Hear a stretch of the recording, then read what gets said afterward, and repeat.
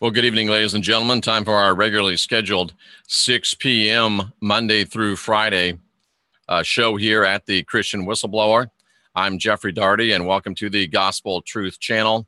I'll be on Jay Campbell's show here in about an hour, so we're going to do a quick show here.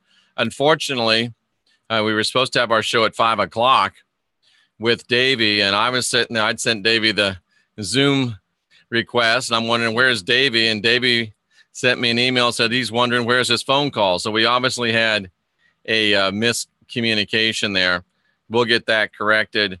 I do want to get Davey on and introduce him to everyone. And Davey, it looks like you were here. If you're still here, please go ahead and put in your channel URL so everyone can see where you are and they can visit your channel. And we'll get Davey, pardon me, we'll get Davey back on just as soon as possible. And I really hate that we didn't get him on, and it was just a snafu, and he was thinking one thing, I was thinking another, so I definitely apologize for that. But Marsden Brooks, who's one of our regulars, sent me a very interesting article. It's interesting for a few reasons. And, well, let's take a look at it because it does have some interesting implications, I think, for, wow, for a couple of different reasons. I'm going to go ahead and pull it up here in just 1 second. And it's talking about, have the gates of hell been found? Believe it or not, gates of hell being found.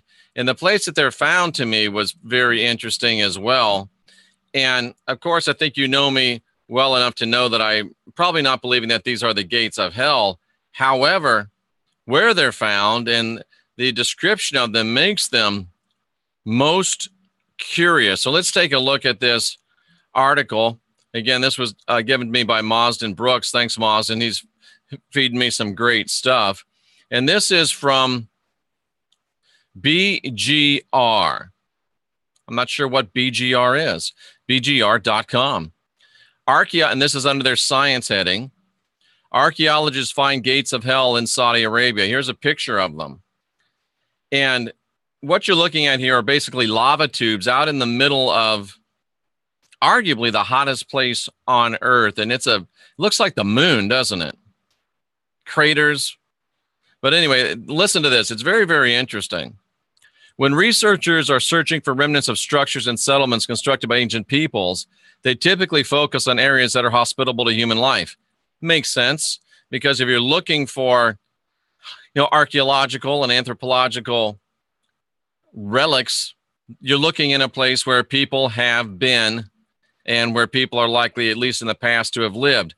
Now, here we are in Saudi Arabia, and going firmly against that notion, archaeologists revealing the existence of hundreds of stone gates situated in and around ancient lava domes in an area that's little more than a hellish landscape devoid of vegetation and water. So lava domes, lava tubes with constructed gates out in the middle of nowhere in a landscape that's totally devoid of any vegetation, any water. So to get there, you would think that someone would have to take a lot of supplies, a lot of water, make a long, arduous trek through completely inhospitable conditions.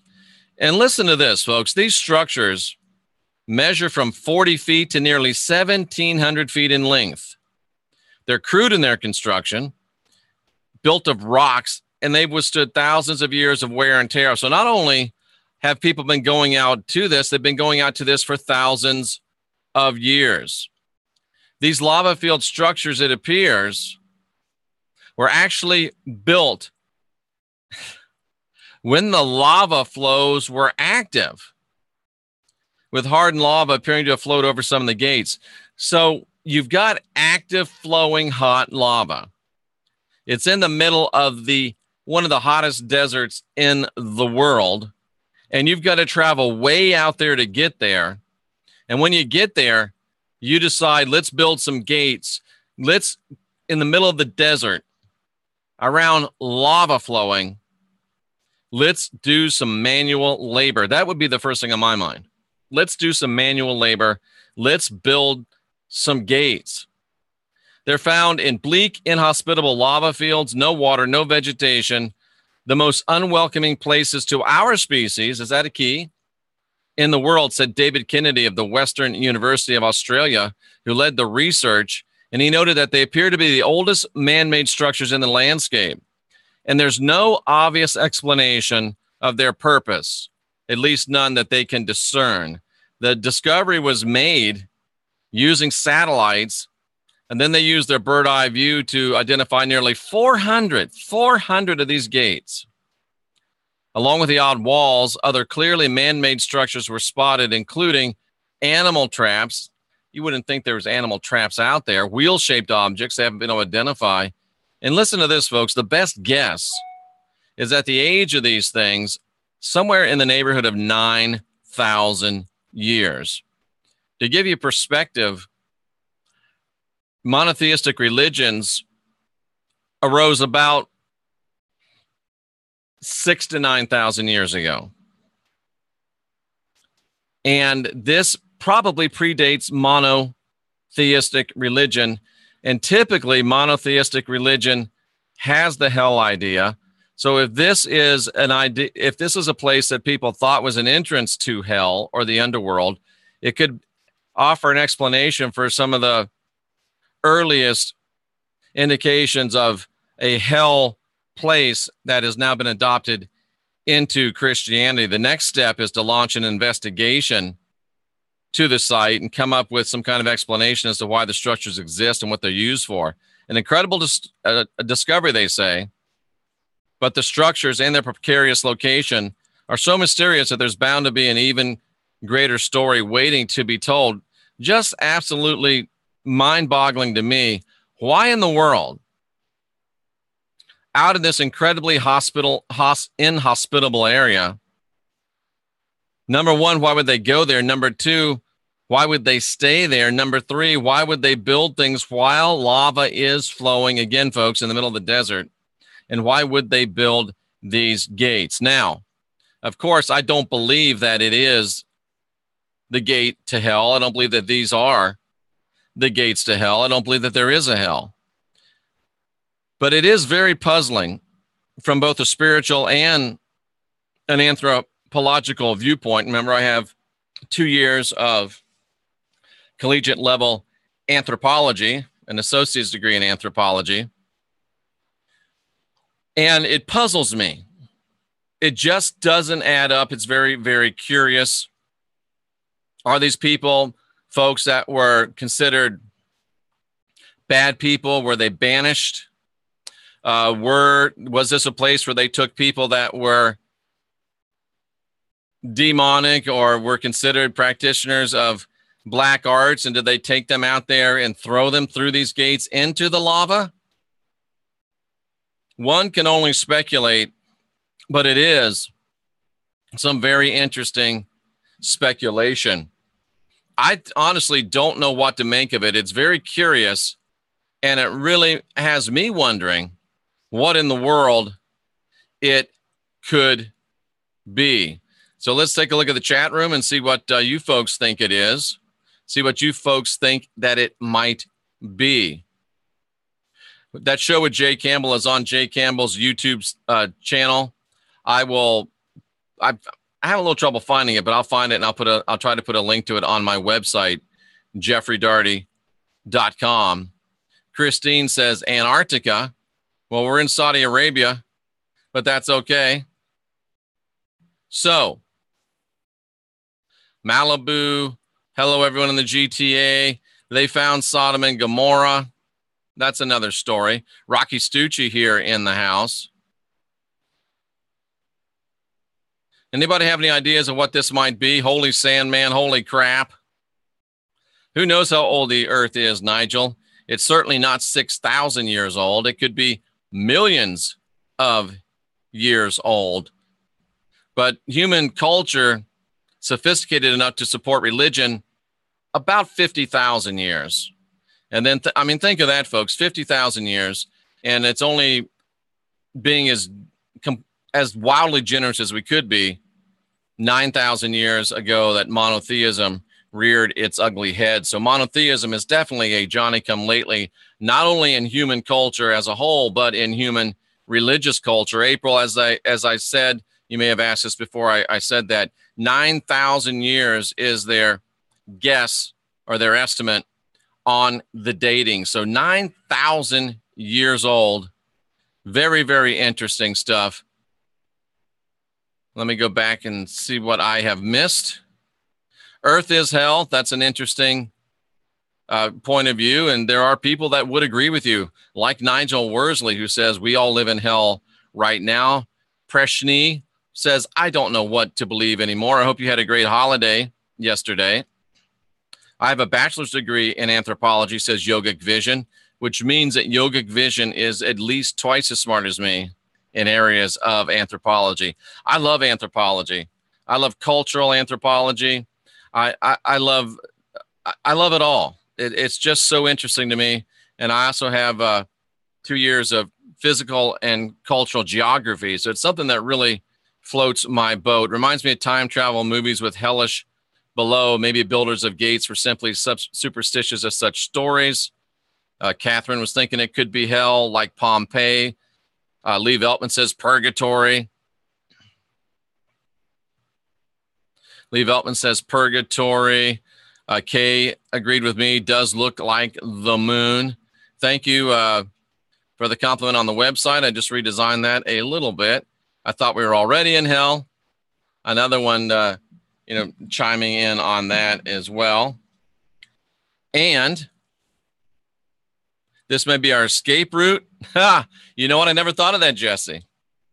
What if there was beings coming out of the center of the earth there? Now that's interesting.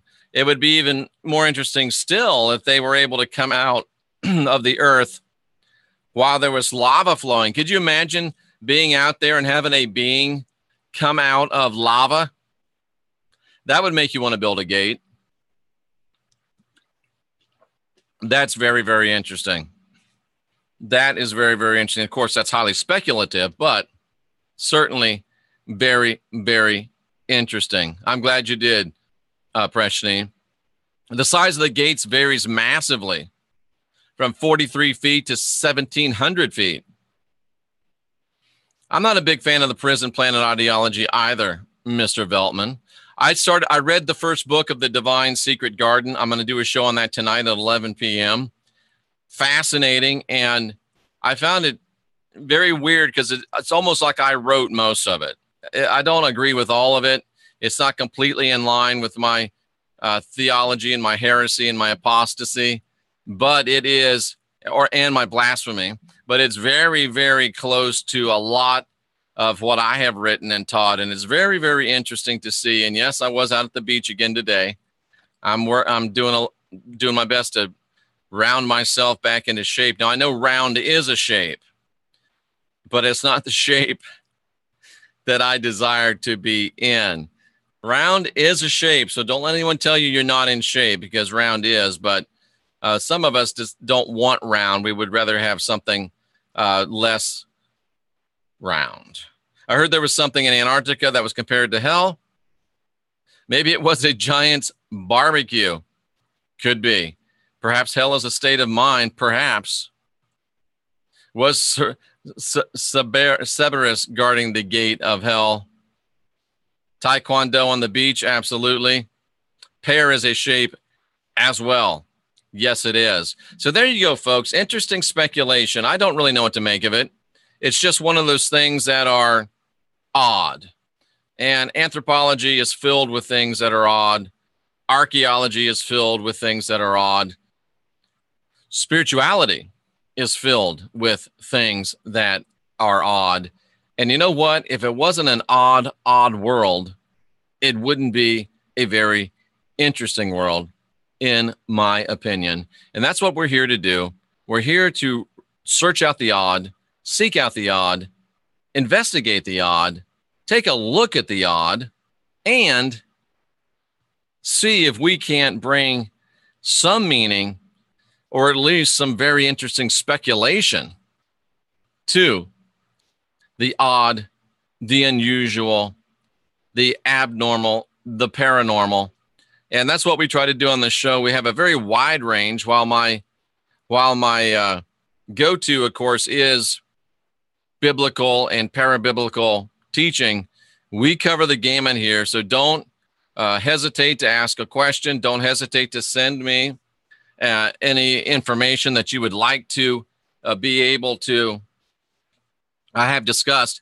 Mauston Brooks, who turned me on to that story, says that maybe it is a part of the distraction. That's a very interesting point. And would a culture go out and build gates around lava tubes just to feed the distraction of the idea of eternal burning hell?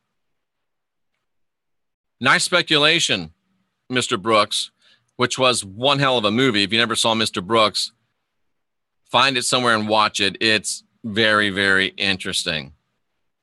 So there you go. That's my feeling. And again, I don't even really know how to. I don't even know what to speculate on it. I don't even know what to think that it is, other than very, very interesting. And it seems to me, if just by looking at it, there would have to be some ritual significance to that location. But of course, the bane of a anthropologist is to assign ritual to everything. So, but it does certainly look to me like it would have some ritual significance. So there you go, folks. Were the gates to hell found in Saudi Arabia? Let's take one more look at the picture. What do you think? Were the gates of hell found in Saudi Arabia? I don't know. It's certainly interesting speculation. I invite you to join me again at 11 p.m. tonight. We're going to be talking about the Divine Secret Garden, Book 1, which I read in one setting last night. One sitting. And in one setting as well. I was one sitting in one setting. And I think that you're going to enjoy it. I think it's going to be very interesting to you. I know that's just old volcanoes, but why are there gates built there? Why are there man-made structures around those tubes? That, to me, is worthy of some speculation. At 7 p.m., coming up in about 45 minutes, I will be on with Jay Campbell on his channel, and we're going to have a wide-ranging discussion there, I believe.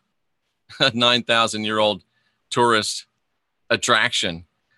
So at 7 p.m. Eastern tonight, I'll be on with Jay Campbell. And then 11 p.m. tonight Eastern time, our regularly scheduled time of broadcast excellence, we will be talking about the Divine Secret Garden, unless something else. I would almost tend to agree with you, AJM, Ancient Sacrifice Sign, unless something else does pop into my mind. That's what we'll be looking at tonight. But we appreciate you. We're here to help make you think. We bring you to water, can't make you drink. Bring you to objective truth, cannot make you think. But I hope that you'll realize there's no original sin. You got the spark of divinity within. And I'm encouraging you to unindoctrinate yourself, to guide your own spirit, to master your own ascension, and to be your own guru. Be excellent to each other and stay fearless, all my friends.